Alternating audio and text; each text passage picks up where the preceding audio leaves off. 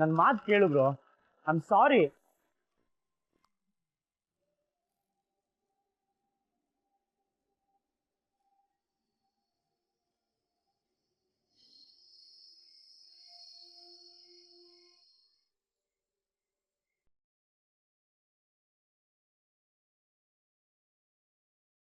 ದುಡ್ಡೇನೋ ಸಂಪಾದಿಸಿದೆ ಮಾಮ್, ಆದರೆ ಜನರನ್ನು ಕಳ್ಕೊಬಿಟ್ಟೆ.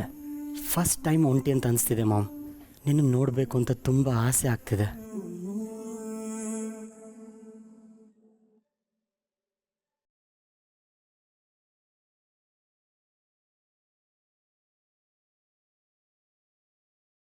ಯಾಕೋ ತುಂಬ ಒಂಟಿತನ ಕಾಡ್ತಿದೆ ಶಿವು. ಇಷ್ಟು ದಿನ ಈ ಮನೇಲಿ ಅಮ್ಮ ಇದ್ದಾಳೆ ಅನ್ನೋ ಒಂದೇ ಕಾರಣಕ್ಕೆ ಏನೇ ಕಷ್ಟ ಬಂದರೂ ಸಹಿಸ್ಕೊಂಡು ಹೋಗ್ತಿದ್ದೆ. ಆದರೆ ಇವತ್ತು ಅಮ್ಮನೂ ನನ್ನ ಮೇಲೆ ಕೈ ಎತ್ಬಿಟ್ಲು. ಅದನ್ನು ನನ್ನ ಕೈಲಿ ಅರ್ಗಿಸ್ಕೊಳಕ್ ಆಗ್ತಿಲ್ಲ ಶಿವು. ನನಗೆ ಹೊಡೆಯೋ ಅಧಿಕಾರ ಖಂಡಿತ ಅಮ್ಮಂಗಿದೆ, ಆದರೆ ಆ ಕಾರಣಕ್ಕೋಸ್ಕರ ಅಮ್ಮ ನನಗೆ ಹೊಡಿಬೇಕಾಗಿರ್ಲಿಲ್ಲ. ಅದು ಮಹೇಶರ್ ತಪ್ಪು ಮುಚ್ಚಿಟ್ಕೊಳ್ಳೋಕೆ ಅಮ್ಮ ನನ್ನ ಮೇಲೆ ಕೈ ಎತ್ತಿದ್ದು. ಹೊಟ್ಟೆ ಒಳಗೆಲ್ಲ ಸಂಕಟ ಆಗ್ತಿದೆ ಶಿವು. ಈ ಸಂಕಟ ಯಾರ ಹತ್ರನೂ ಹೇಳ್ಕೊಳಕ್ ಆಗ್ತಿಲ್ಲ ನನ್ನ ಕೈಲಿ. ಹೇಳ್ಕೊಂಡ್ರೆ ಮುಗಿಯೋದು ಇಲ್ಲ ಅಂತ ಅನ್ನಿಸ್ತಾ ಇದೆ. ಇವತ್ತು ನಿನ್ನ ನನ್ನ ಜೊತೆಗೆ ಇರಬೇಕಿತ್ತು ಶಿವು. ನಿನ್ನನ್ನು ತುಂಬಾ ಮಿಸ್ ಮಾಡ್ಕೋತಿದ್ದೀನಿ.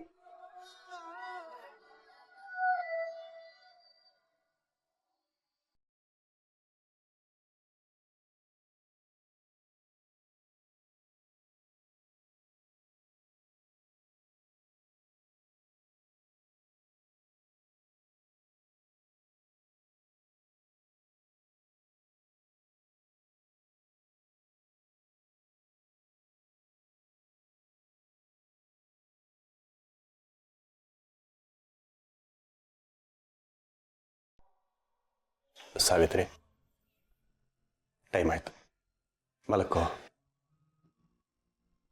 ಅಲ್ಲ, ನಾವಿಬ್ರು ಒಟ್ಟಿಗೆ ಎಂತೆಂಥ ಕಷ್ಟಗಳನ್ನೆಲ್ಲ ಫೇಸ್ ಮಾಡಿಲ್ಲ.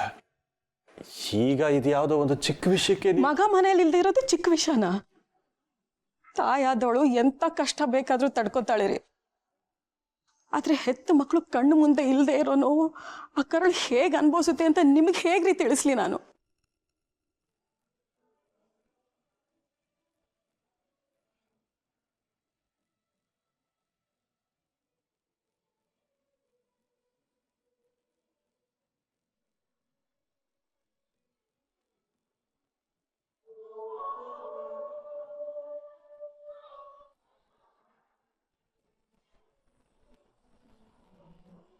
ನನ್ನ ಫಸ್ಟ್ ಅರ್ನಿಂಗ್ ಮಾಮ್, ನನ್ನ ಮೊದಲನೇ ಸಂಪಾದನೆ.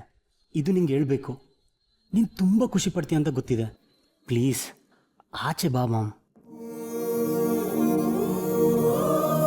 ನೀನು ಕೂಗಿದ್ರೆ ಕೇಳಿಸೋಷ್ಟು ದೂರದಲ್ಲೇ ಇದ್ದೀನಿ. ಒಂದೇ ಒಂದು ಸರಿ ಆಚೆ ಬಾ ಮಾಮ್. ಫಸ್ಟ್ ಟೈಮ್ ನನಗೆ ಲೋನ್ಲಿನೆಸ್ ಕಾಡ್ತಿದೆ. ನೀನು ನೋಡಿದ್ರೆ ಸಮಾಧಾನ ಆಗುತ್ತೆ ಮಾಮ್. ತಾಯಿ ಬಗ್ಗೆ ನೀನು ಹೇಳಿದ್ದನ್ನು ಒಪ್ಕೊಳ್ತೀನಿ ಸಾವಿತ್ರಿ. ಆದರೆ ಅದೇ ಪ್ರೀತಿ ಮಕ್ಕಳಿಗೂ ಇರಬೇಕು ಅಲ್ವಾ? ನಾವು ಹೀಗೇನಾದರೂ ಮಾಡಿದರೆ ಹೆತ್ತೋರಿಗೆ ನೋವಾಗುತ್ತೆ ಅಂತ ಮಕ್ಕಳಿಗೂ ಗೊತ್ತಿರಬೇಕು.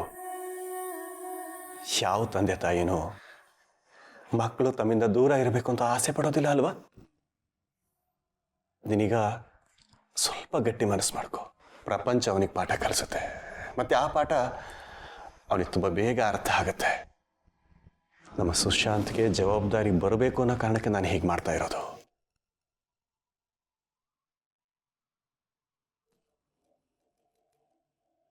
ಗಾಳಿ ತುಂಬ ಬೀಸ್ತಾ ಇದೆ, ಕಿಟಕಿ ಕ್ಲೋಸ್ ಮಾಡಿ.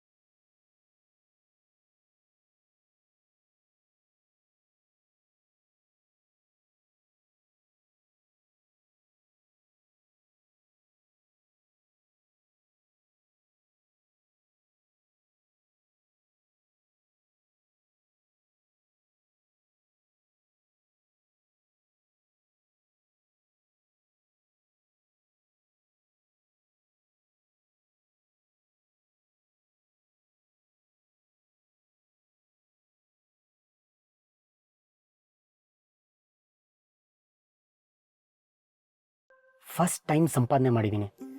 ಮಾಮಿಗೆ ಹೇಳಿದ್ರೆ ಫುಲ್ ಖುಷಿ ಆಗಿರೋಳು. ನನ್ನ ಮಗ ಇಷ್ಟೊಂದು ದುಡ್ಡು ಸಂಪಾದನೆ ಮಾಡಿದ್ನ ಅಂತ ಹೆಮ್ಮೆ ಪಟ್ಟಿರೋಳು. ಮಾಮ್, ನಿನ್ನ ಮೀಟ್ ಮಾಡೋಕ್ಕೆ ಚಾನ್ಸೇ ಸಿಗ್ಲಿಲ್ವಲ್ಲ ಮಾಮ್. ಅಕಸ್ಮಾತ್ ಡ್ಯಾಡ್ ಹತ್ರ ಹೋಗಿ ನಾನು 5,000 ಸಂಪಾದನೆ ಮಾಡಿದ್ದೀನಿ ಅಂತ ಹೇಳಿದ್ರೆ ಅವ್ರು ಖುಷಿ ಪಟ್ಟಿರೋರಾ? ಇಲ್ಲ, ಅದಕ್ಕೂ ಏನಾರ ಅಂದಿರೋರು. ಮಾಮ್, ನಾನು ಎಲ್ಲ ನಿನ್ನ ಹತ್ರ ಹೇಳ್ಕೋಬೇಕು. ನಿನ್ನ ನೋಡಬೇಕು ಅನ್ನಿಸುತ್ತೆ ಮಾಮ್. ಛೇ, ಇವತ್ತು ಒಟ್ಟಾರ್ದವ್ರಿಗೂ ತುಂಬ ಬೇಜಾರು ಮಾಡಿಬಿಟ್ಟೆ. ಈ ಬೇಜಾರು ಹೋಗೋಕ್ಕೆ ಏನಾರ ಮಾಡಲೇಬೇಕು. ಅವ್ರ ಮುಖದಲ್ಲಿ ನಗು ತರಲೇಬೇಕು.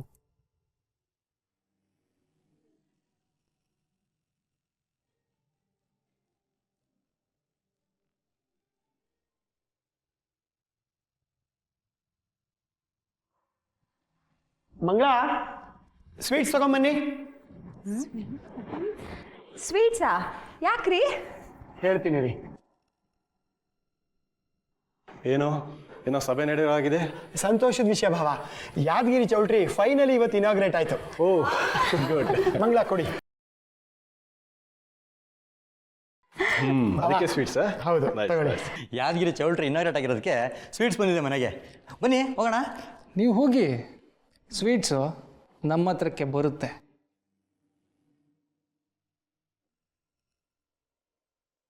ಸ್ವೀಟು ನಮ್ಮ ಹತ್ರಕ್ಕೂ ಬರುತ್ತೆ. ಈ ಸ್ವೀಟ್ಸ್ನ ಫಸ್ಟ್ ಅಮ್ಲನಿಗೆ ತಿನ್ನಿಸ್ಬೇಕು, ಯಾಕಂದರೆ ಈ ಪ್ರಾಜೆಕ್ಟಲ್ಲಿ ಅವಳೇ ಜಾಸ್ತಿ ವರ್ಕ್ ಮಾಡಿರೋದು. ತಗೋ.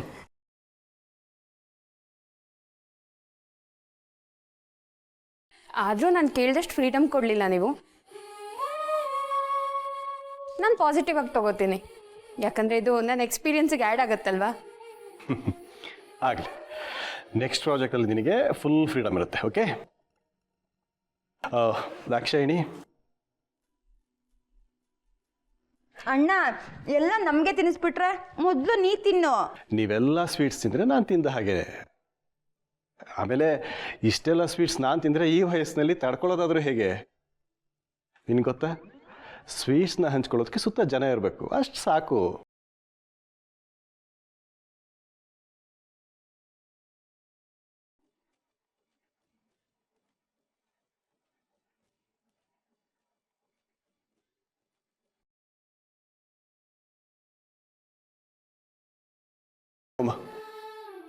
ಹಾಗೆ ಸಂದೀಪ್ ಮತ್ತೆ ಗಣಪತಿಗೆ ಕೊಟ್ಬಿಡು.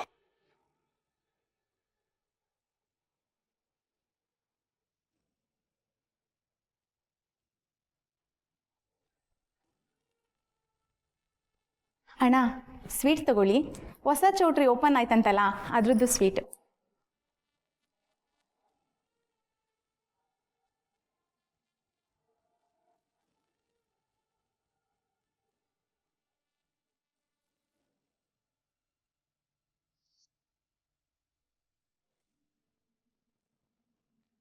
ಎಷ್ಟೇ ಆಗಲಿ ನಮ್ಮನೇನೆ. ನಮ್ಮ ಥರ ಮನೆ ಅಳಿ ಅಂದರು ಆಟಕ್ಕೂ ಇರಲ್ಲ, ಲೆಕ್ಕಕ್ಕೂ ಇರಲ್ಲ ಅಲ್ವಾ? ಛೇ, ಹಾಗೆಲ್ಲ ಏನೂ ಇಲ್ಲ. ಮಾವ ಬ್ಯುಸಿ ಇರ್ತಾರೆ, ಎಲ್ರಿಗೂ ಅವರೇ ಹೋಗಿ ತಿನ್ಸೋದಕ್ಕಾಗತ್ತಾ? ಯಾರು ಕೊಟ್ರೇನ್ರಿ, ಸ್ವೀಟ್ ಸಿಕ್ತಲ್ಲ, ತಿನ್ನಿ.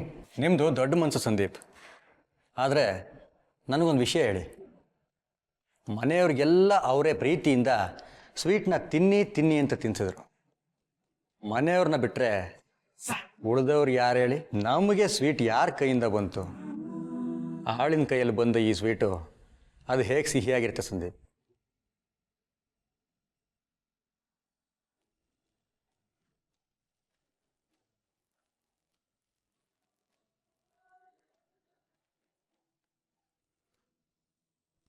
ಈ ಮನೇಲಿ ನನ್ನ ಪರಿಸ್ಥಿತಿ ಎಲ್ಲಿಗೆ ಬಂದಿದೆ? ಆಳಿನ ಕೈಲಿ ತರಿಸ್ಕೊಂಡು ತಿನ್ಬೇಕಾ?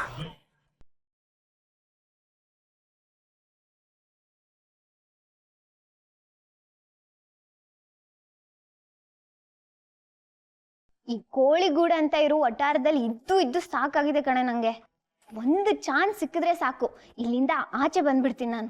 ನನ್ನ ಅದೃಷ್ಟನೇ ಸರಿ ಇಲ್ಲ ಕಣೆ. ಒಬ್ಬ ಒಳ್ಳೆ ಹುಡುಗ ಸಿಕ್ಕಿ ಅವನ್ನ ಲವ್ ಮಾಡಿ ಮದ್ವೆ ಆಗಿ ಜುಮ್ ಅಂತ ಇಲ್ಲಿಂದ ಆಚೆ ಹೋದ್ರೆ ಸಾಕು ನನಗೆ.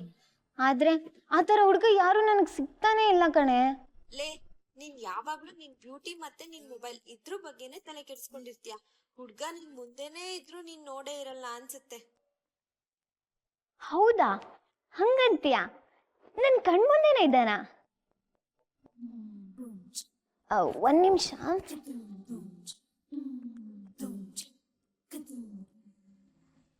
ಹುಡ್ಗ ನಿನ್ ಮುಂದೆನೇ ಇದ್ರು ನೀನ್ ನೋಡೇ ಇರಲ್ಲ ಅನ್ಸುತ್ತೆ.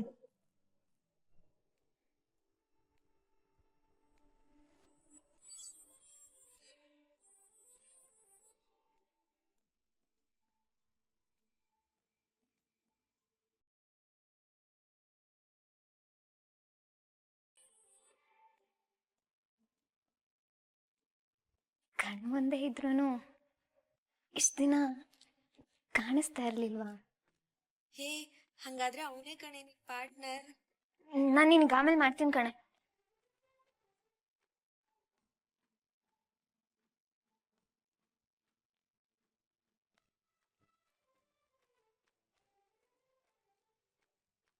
ಇವಳ್ಯಾಕೆ ಈಗ ನೋಡ್ತೀಯಾಳೆ?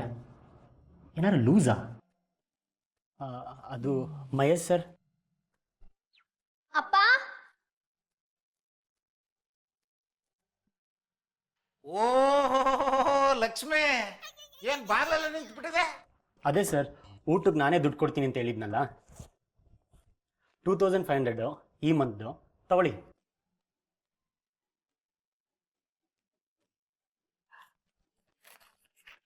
ಇದಪ್ಪ ಮಾತು ಅಂದ್ರೆ.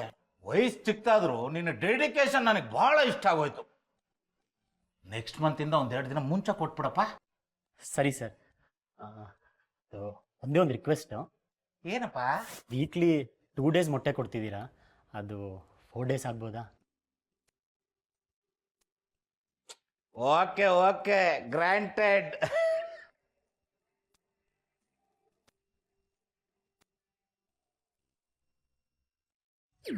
ಅಮ್ಮ ಮಗಳೇ, ಬಾಗಿಲು ಹಾಕೊಂಡ್ ಬಾ ಸಾಕು.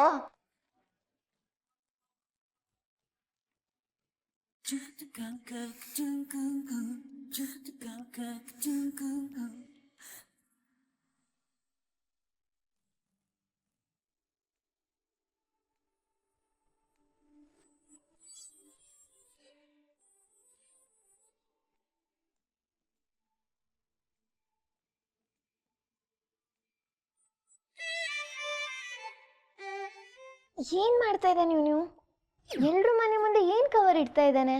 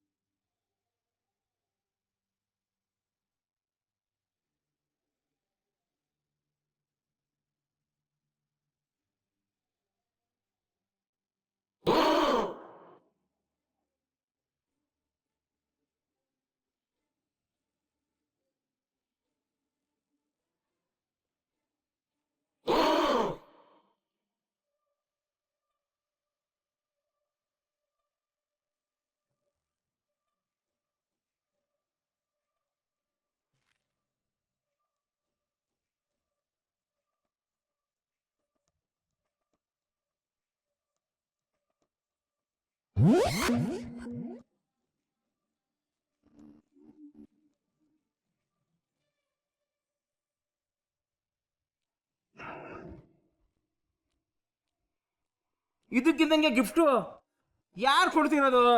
ಏ ಶಂಕರಣ್ಣ, ಅದನ್ನ ಕೆತ್ಕೊಂತ ಇದ್ಯಾ? ಅದ್ರೊಳಗೆ ಏನಿದೆಯೇನೋ ಗೊತ್ತಿಲ್ಲ. ಬಾಂಬ್ ಬಿದ್ರೆ ಡಮ್ ಅನ್ಬಿಟ್ರೆ?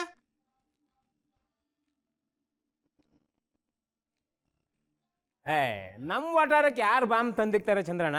ಅದು ಎಲ್ಲಾರ ಮನೆ ಬಾಗ್ಲು ಮುಂದೆ. ನೀನೊಳ್ಳೆ ಸರಿಯಾಗಿದ್ಯಾ ಲೇ, ಅದೇನು ನೋಡೋಣ ತೆಗಿಯೇ.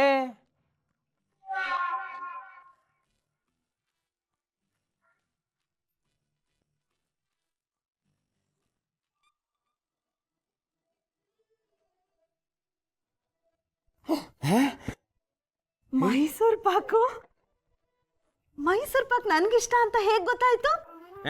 ಮೈಸೂರು ಪಾಕು ಅಂತ ದಿನಕ್ಕೆ 10 ಸಲ ಬಡ್ಕತಿಯಲ್ಲ, ಅದನ್ನ ಯಾರೋ ಕೇಳಿಸ್ಕೊಂಡು ತಂದಿಕ್ಕಿರ್ಬೇಕು ಕಣೆ. ಹ್ಞೂ,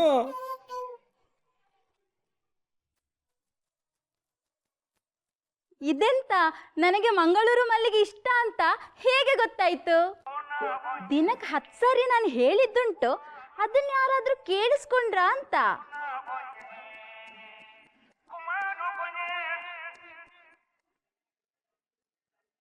ಹೇ, ನನಗೆ ಹಣ್ಣು ಕೊಟ್ಟಿದ್ದಾರೆ. ಅರೆ, ಏನೋ ಚೀಟಿ ಇದ್ದಂಗಿದೆ ಇದರಲ್ಲಿ. ನನ್ನನ್ನು ದಯವಿಟ್ಟು ಕ್ಷಮಿಸಿ, ನಿಮ್ಮ ರಾಜ್.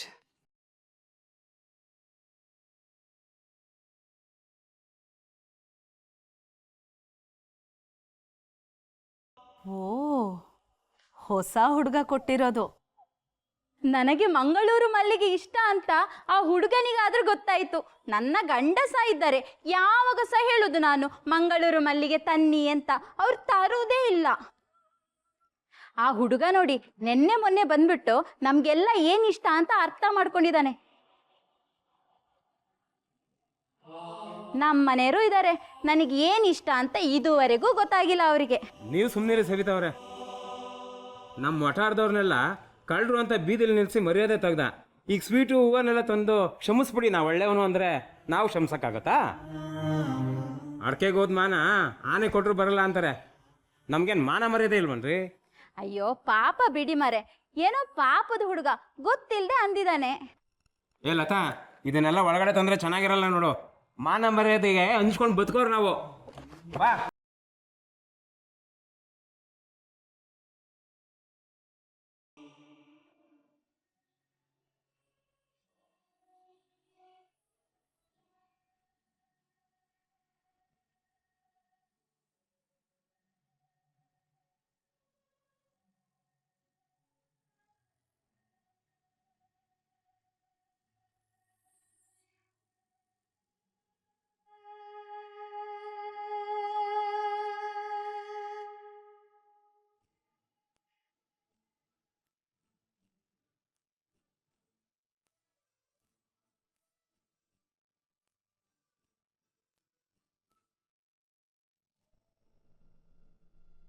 ಸದ್ಯ ಸವಿತಕ್ಕಾದ್ರೂ ಒಳ್ಳೆ ಮಾತಾಡ್ತಿದ್ದಾರೆ, ಅದೇ ಖುಷಿ. ಆದ್ರೂ ಉಳಿದವ್ರು ಯಾರೋ ನಾನು ತಂದಿರೋ ಗಿಫ್ಟ್ನ ತಗೊಂಡೇ ಇಲ್ಲ. ಅವರು ತಗೊಂಡಿದ್ರೆ ಚೆನ್ನಾಗಿರ್ತಿತ್ತು. ಇಟ್ಸ್ ಓಕೆ, ನನ್ನ ತಪ್ಪೇನು ಅಂತ ನನಗೆ ಗೊತ್ತಾಗಿದೆ. ಅವ್ರ ಜೊತೆ ಸರಿಯಾಗಿದ್ರೆ ಎಲ್ಲ ಸರಿ ಹೋಗುತ್ತೆ. ಏನ್ ಬ್ರೋ, ಎಲ್ರಿಗೂ ಏನಾನ ಗಿಫ್ಟ್ ಕೊಟ್ಟಿದ್ಯಾ? ನನಗೇನು ಕೊಟ್ಟೇ ಇಲ್ಲ. ಸರಿ ಸಾರಿ ಅಂತ ಕೇಳಿದೆ, ನನ್ನ ಮಾತು ಕೇಳಿದ್ಯಾ?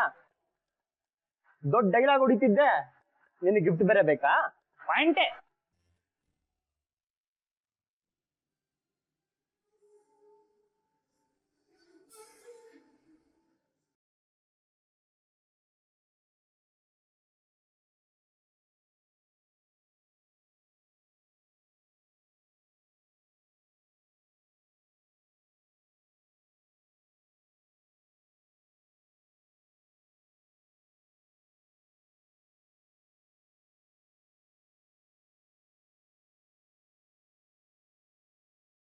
ಅದು ಸರಿ, ನೀನೇನೆ ಕಳೆದೇ ಹೋಗ್ಬಿಟ್ಟಿದ್ಯಾ?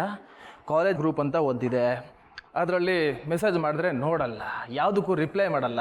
ನನಗೆ ಸುಮ್ಮನೆ ಗುಡ್ ಮಾರ್ನಿಂಗ್ ಗುಡ್ ನೈಟ್ ಅಂತೆಲ್ಲ ಮೆಸೇಜ್ ಕಳ್ಸೋದು ಇಷ್ಟ ಆಗಲ್ಲ.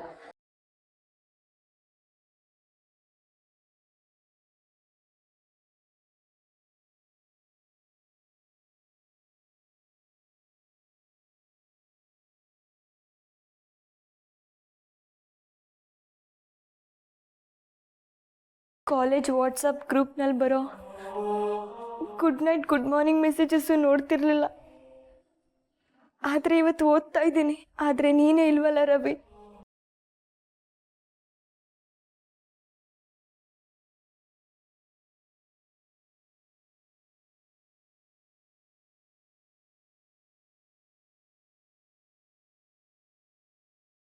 ಈ ಫೋಟೋ ನಾನೇ ತೆಗ್ದಿರೋದು. ಎಷ್ಟು ಇಷ್ಟಪಟ್ಟು ಟಿಪಿಗೆ ಹಾಕ್ಕೊಂಡಿದ್ವ ನೋಡು. ಒಂದು ವೇಳೆ ನೀನು ಇದ್ದಿದ್ದಿದ್ರೆ ನನ್ನ ಲೈಫಲ್ಲೂ ಸ್ವಲ್ಪ ಆದರೂ ಬದಲಾವಣೆ ಆಗ್ತಿತ್ತೋ ಏನೋ. ಆದರೆ ನೀನು ಸಿಕ್ಕಿದ ಸ್ವಲ್ಪ ದಿನಕ್ಕೆ ಕಳೆದೋಗ್ಬಿಟ್ಟೆ. ನಿನ್ನ ಮರಿಬೇಕು ಅನ್ಕೋತೀನಿ, ನನಗಾಗ್ತಾನೆ ಇಲ್ಲ. ನಿನ್ನ ಒಳ್ಳೆತನ ನಿನ್ನ ಮರೆಯೋದಕ್ಕೆ ಬಿಡ್ತಿಲ್ಲ. ನೀನು ಎಲ್ಲೇ ಇದ್ರೂ ನನ್ನ ನೋಡ್ತಿರ್ತೀಯ ಅಂತ ನನಗೆ ಗೊತ್ತು. ಹಾಗೆ ನಾನು ಮಾತಾಡ್ತಿರೋದನ್ನು ಕೇಳಿಸ್ಕೊಂಡು ನಗ್ತಿರ್ತೀಯ ಅಂತಲೂ ಗೊತ್ತು. ಹೀಗೆ ಯಾವಾಗಲೂ ನಗ್ತಿರೋ ರವಿ